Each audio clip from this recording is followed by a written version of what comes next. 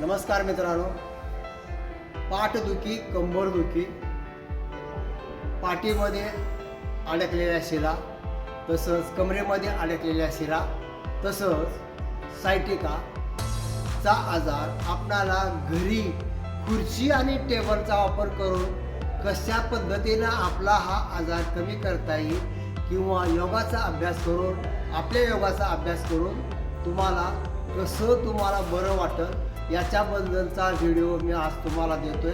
तर मित्रांनो, हा व्हिडिओ अतिशय छान आहे आणि हा व्हिडिओ जर तुम्हाला आवडला तर तुम्ही नक्की लाईक करा आणि खरंच तुम्हाला आवडला असेल तरच तुम्ही शेअर करा।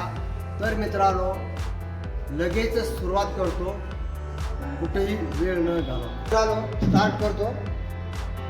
खुर्ची घेतलेली आहे आणि खुर्चीवर दोन्ही हात अशा पद्धतीने ठेवलेले आहेत।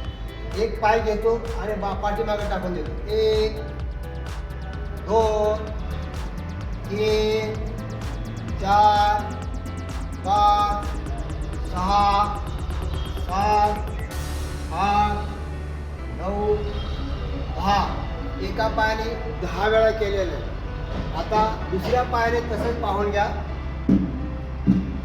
1 2 3 4 5 6 7 8 9 10। मी 10 वेळा केलं, पण तुम्ही हा घरी अभ्यास करताना कमीत कमी 15 ते 20 वेळा करायचा। टेबलचा कसा वापर करता येईल ते पाहू। टेबलचा वापर करायचा साधं सोपा आहे। घरातला जो टेबल असतो तोच टेबल घ्यायचा।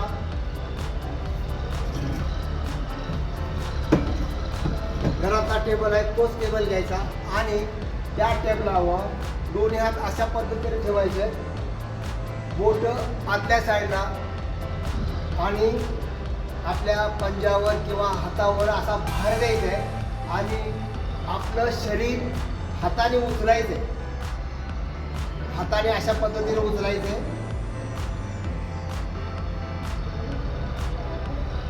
10 ते 15 सेकंद थांबायचे आणि सोडायचं, पुन्हा खाली यायचं। आता ह्यावेळी काय होतं की गुरुत्वाकर्षणामुळं आपला कमरेचा भाग हा खालच्या साईडला ओढला जाईल आणि दोन्ही हाताने आपण काय करतोय, अशा पद्धतीनं आपण वरचा भाग असा वर उचललेला।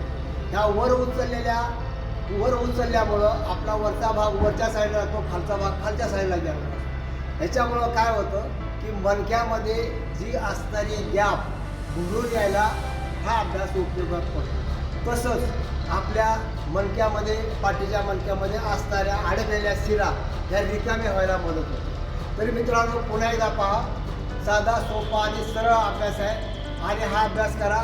तुम्हाला लगेचच परिणाम, लगेचच रिझल्ट मिळणार, लगेच तुम्ही खणखणीत बरे होणार। कमरेसाठी पाहून घ्या। 15 ते 20 सेकंद थांबा, सोडा, पुन्हा खाली या। पुन्हा एकदा हीच क्रिया करायची। श्वास भरायचा आहे आणि श्वास भरून असं दोन्ही हाताचा आधार घेऊन वरचा भाग वरच्या दिशेला ताणून धरायचा आणि खालचा भाग खालच्या दिशेला। श्वास सोडायचा आहे, दोन्ही हात खाली। पुन्हा एकदा हीच क्रिया करूया आपण।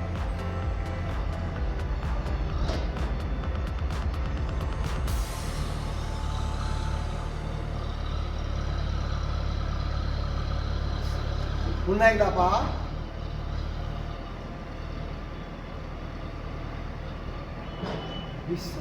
हा अभ्यास तुम्हाला कसा वाटला तुम्ही कमेंट बॉक्समध्ये नक्की लिहा।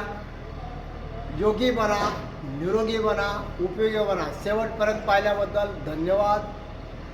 आवडल्यास लाईक करा, शेअर करा आणि ह्या चॅनलवर जर तुम्ही नवीन असाल तर सबस्क्राईब करायला विसरू नका। धन्यवाद।